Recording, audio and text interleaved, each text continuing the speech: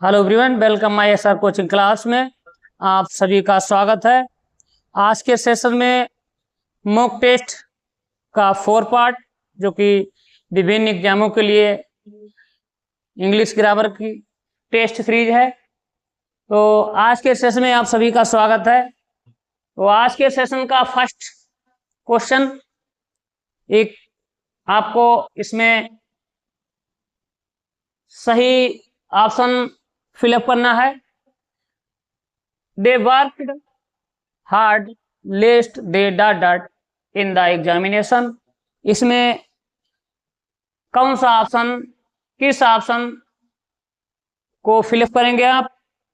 A option will fail, B option failed, C should fail, D fail.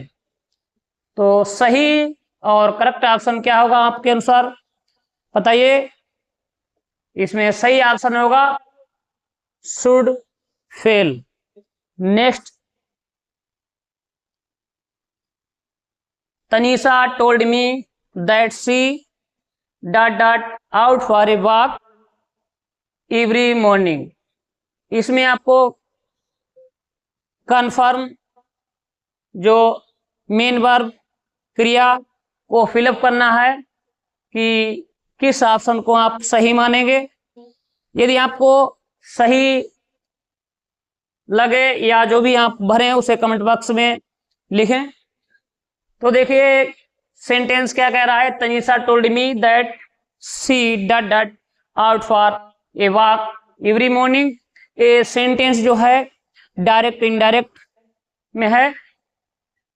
तो जब यहाँ पर तनीषा टोल्ड मी दैट और उसके बाद प्रोनाउन सी, फिर डॉट डॉट जो है हेल्पिंग वर्ब या मेन वर्ब क्रिया का भरा जाना है।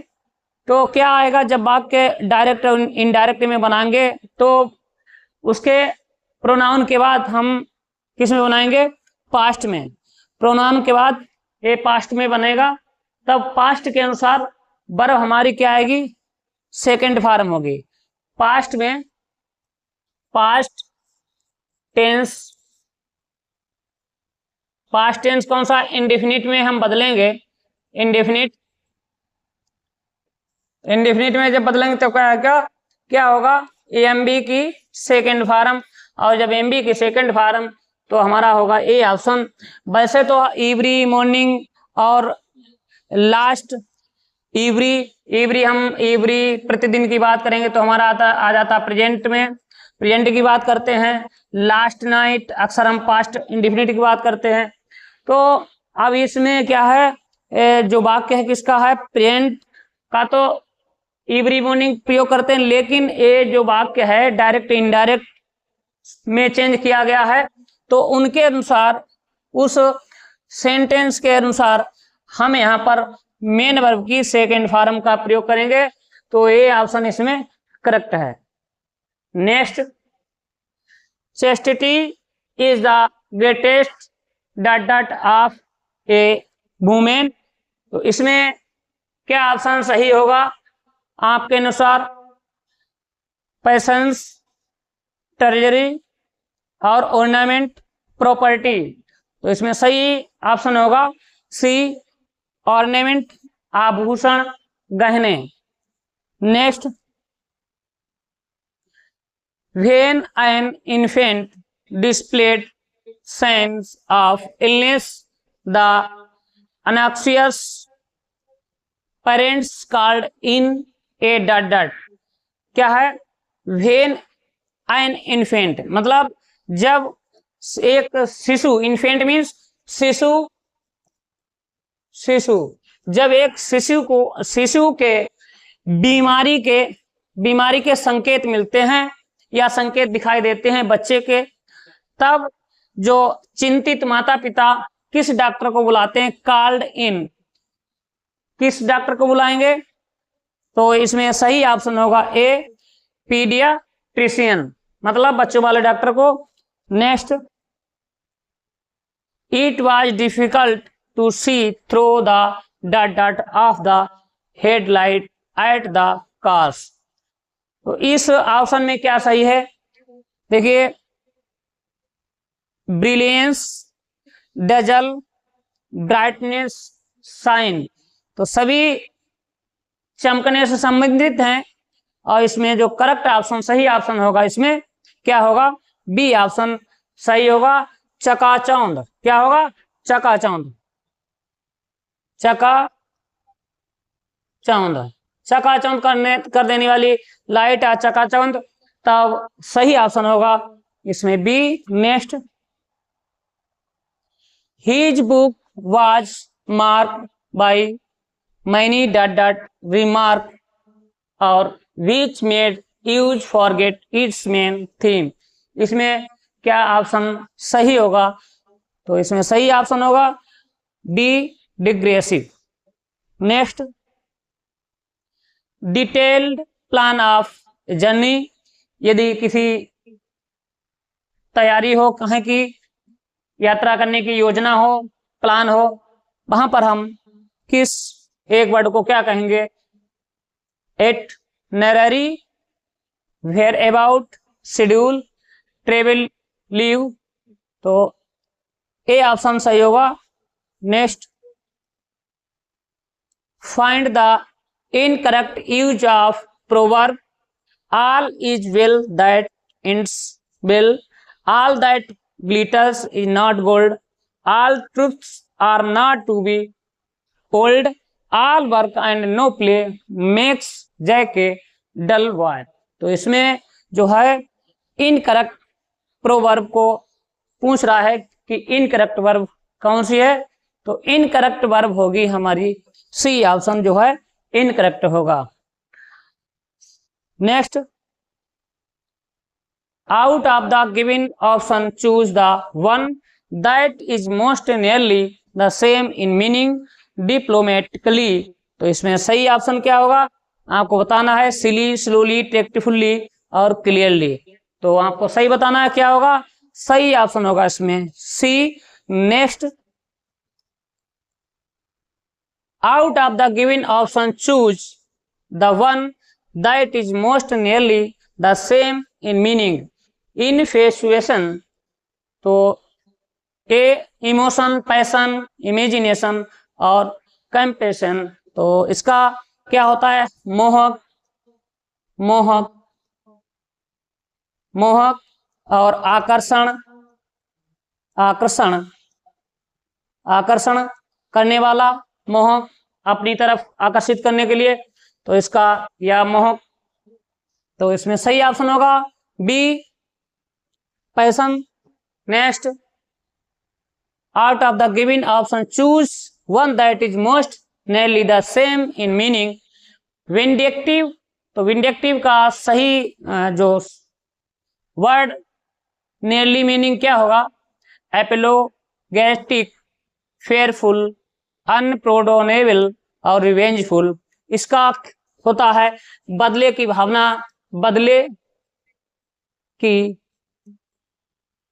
भावना रखने वाला, बदले की भावना रखने वाला। तो सही ऑप्शन होगा D, revengeful. Next, out of the given option choose the one that is most nearly same in meaning. तो क्या सही वर्ड होगा, रिप्रिक्यूशन। तो इसका क्या होगा,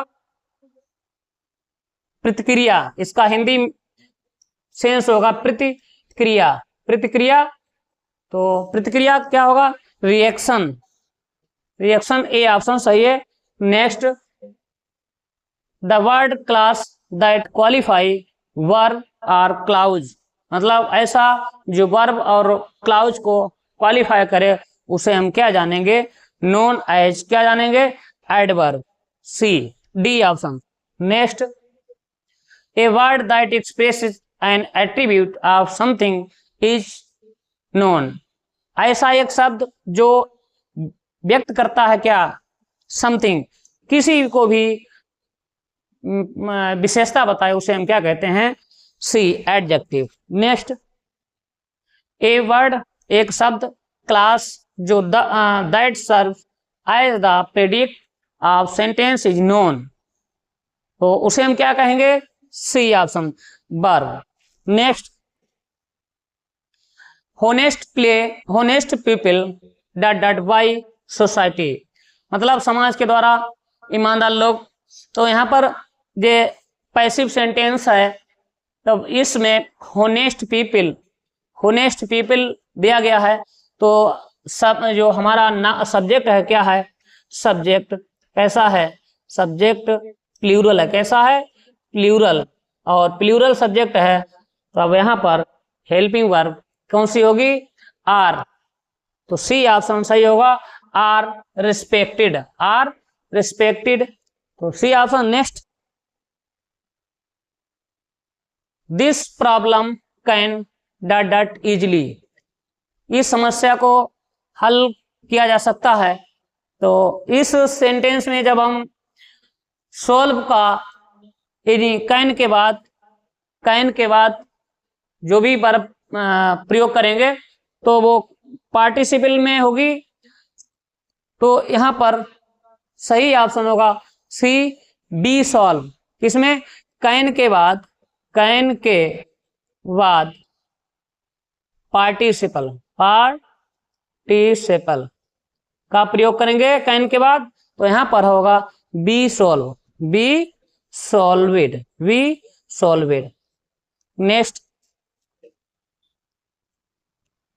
माई friend often dot dot as if he were president. अब आपको यहाँ जो रिक्त स्थान है वहां पर फिलअप करना है कि किस ऑप्शन को आप सही मानेंगे। तो यहाँ पर देखिए, वी हैव, वाज बिहेविंग और इज बिहेविंग। तो इसमें देखिए क्या है, ये जो सेंटेंस है प्रेजेंट इंडेफिनिट का है, किसका है, प्रेजेंट टेंस का, प्रेजेंट टेंस है। और प्रेजेंट टेंस है, यहाँ पर वर्ब कैसी है, माई फ्रेंड अर्थात सिंगुलर, कैसी है, सिंगुलर सब्जेक्ट है। जब सिंगुलर सब्जेक्ट होता है तब हम क्या करते हैं, मेन वर्ब में या तो यस लगाएंगे या ईएस लगाएंगे। तो यहाँ पर सही ऑप्शन होगा बी, ए ऑप्शन सही होगा, behave. Next, choose the correct sentence, आपको करेक्ट सेंटेंस चयन करना है कि किस ऑप्शन को हम सही मानेंगे। ही shouted from a distance, और he cried from a distance, और he shouted at the distance। यहाँ पर देखिए अक्सर अधिकतर हम डिस्टेंस के साथ आर्टिकल इंडेफिनिट का प्रयोग कर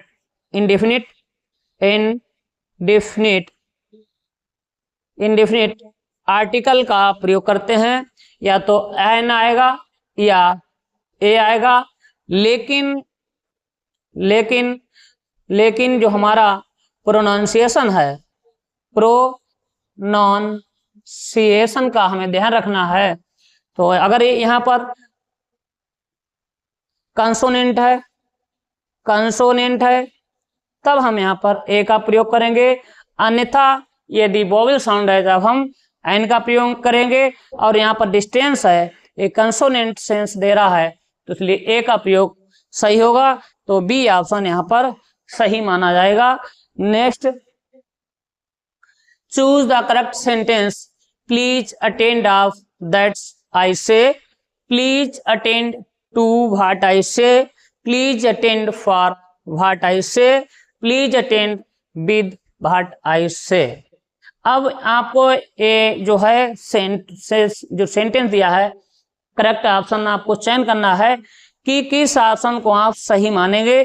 देखिए, जब अटेंड के बाद जब वर्ड आए अटेंड, ध्यान रखना है हमें, अटेंड, तब इसके बाद हम प्रीपोजिशन टू का प्रयोग करेंगे। इसके साथ क्या करेंगे, टू का प्रयोग करेंगे। किसका प्रयोग करेंगे, टू का।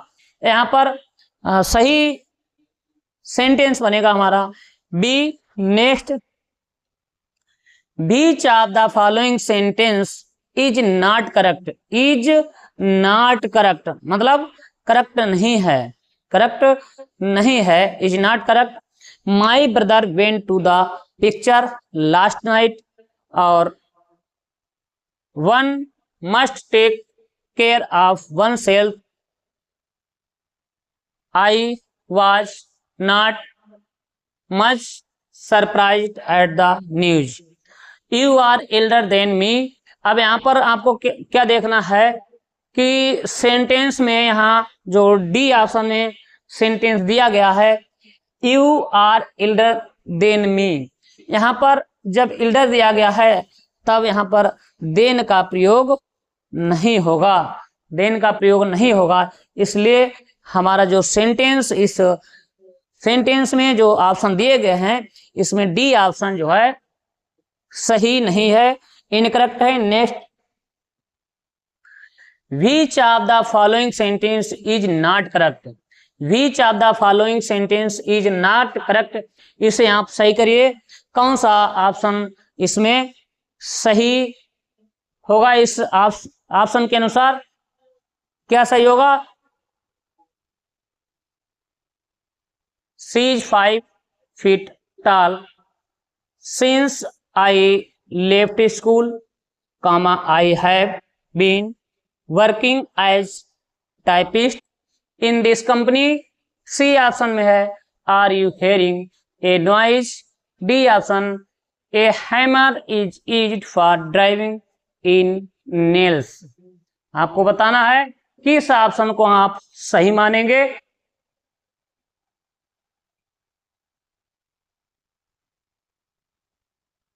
देखिए इसमें ऑप्शन है सी ऑप्शन जो है इनकरेक्ट है। रीजन क्या है? रीजन ये है कि हम जब हेयर का प्रयोग करेंगे, हेयर, तो ये इसे हम जीरेंड में कभी नहीं प्रयोग करेंगे, अर्थात इसके साथ हम प्लस आईएनजी का प्रयोग कदापि नहीं करेंगे। ये आईएनजी में प्रयोग नहीं होगा, अर्थात इसे जीरेंड में प्रयोग नहीं करेंगे। ये सेंटेंस बनेगा, ये सेंटेंस क्या बनेगा? ये सेंटेंस बनेगा डू से बनेगा। तो ये यहां पर हमारा जो इनकरेक्ट है sentence hearing. Next, in which part error, no error, D. आपको इसमें जो एरर पार्ट को चयन करना है। यदि आपको इसमें कमी नहीं लग रही है, एरर नहीं शो है, तो आपको डी ऑप्शन को चयन करना है। तो सेंटेंस क्या है? Our neighbour had been living in America since 10 years before moving to their high parent house, no error, D।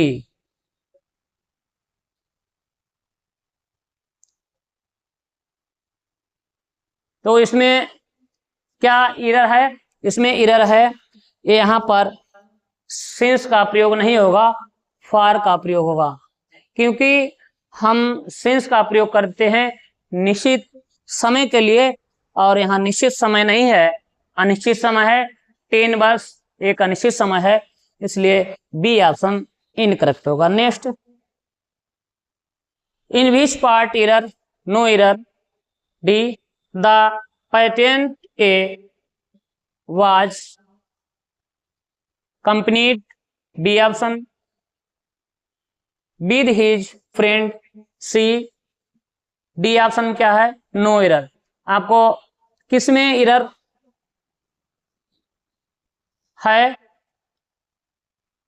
A option the patent, B was a complete, C with his friend, D no error. आपको बताना है कौन सा सही है। तो इसमें option सही है। करेक्ट जो बनेगा, जो इरर है उसमें सी में है। ए विद का नहीं प्रयोग होगा, बाई का यहाँ पर प्रयोग होगा। Next, which of the following sentence is not passive? Is not passive, passive का सेंटेंस कौन सा नहीं है? तो it can be done by you, good marks will be got by them, she might raise this objection, the doer may be opened by him. हमसे ये sentence में क्या पूछा जा रहा है? सेंटेंस में पूछा जा रहा है नॉट इन पैसिव, कौन सा सेंटेंस पैसिव में नहीं है? जब देखिए एक पहचाने बाय लगा है तो पैसिव में है, अर्थात ये भी सेंटेंस पैसिव में है। बाय देम ये भी पैसिव में है, और डी वाला सेंटेंस ये भी पैसिव में है, बाय लगा हुआ है। सी ऑप्शन जो है करेक्ट ऑप्शन है सी, इसमें जो है पैसिव का प्रयोग नहीं हुआ है और प्रोनाउंस जो है से शुरुआत हुई है। Next, identify the active voice, मतलब जो एक्टिव सेंटेंस है उसे हमें चयन करना है कि एक्टिव सेंटेंस कौन सा होगा इसमें। My order must be order by you, it is time for tea to be taken, who will forward your application, the motherland should be loved। अब आपको आइडेंटिफाई करना है, पहचान करना है कि एक्टिव सेंटेंस कौन सा है। देखिए ए बाय लगा है, ए पैसिव सेंटेंस है, यहाँ पर बी लगा है, ए भी पैसिव है, और यहाँ पर डी में भी बी लगा है तो ये भी पैसिव है। सी ऑप्शन जो है करेक्ट ऑप्शन है C. Select the sentence which has dot dot, sorry, select the sentence which has spelling error, किसकी आपको स्पेलिंग एरर है आपको बताना है। तो इफिशिएंट लेयर कमेटी, तो स्पेलिंग एरर, तो यहाँ पर डी ऑप्शन की स्पेलिंग एरर है failed. Next, which is the correct spelling, which is the correct spelling आपको इसमें बताना है किसकी स्पेलिंग जो है करेक्ट है, स्पेलिंग करेक्ट है। तो इसमें स्पेलिंग किसकी सही है? Quite sense, C option, B option correct है, B option. Next, which is the correct spelling, इसमें आपको बताना है करेक्ट स्पेलिंग किस वर्ड की करेक्ट स्पेलिंग है, तो इसमें सी वर्ड की करेक्ट स्पेलिंग है C. Next, find out the correct spelling word from the following sentence, इसमें आपको करेक्टली वर्ड जो स्पेलिंग सही हो उसमें आपको बताना है किस वर्ड की स्पेलिंग सही है। तो इसमें बी वर्ड की स्पेलिंग जो है करेक्ट है, स्पेलिंग बी। तो आज के इस सेशन में 30 क्वेश्चन हमने अध्ययन किए और एग्जाम से ओरिएंटेड क्वेश्चन थे। यदि आपको सेशन पसंद आया हो तो लाइक और शेयर जरूर करिए। मिलते हैं नेक्स्ट सेशन में, धन्यवाद।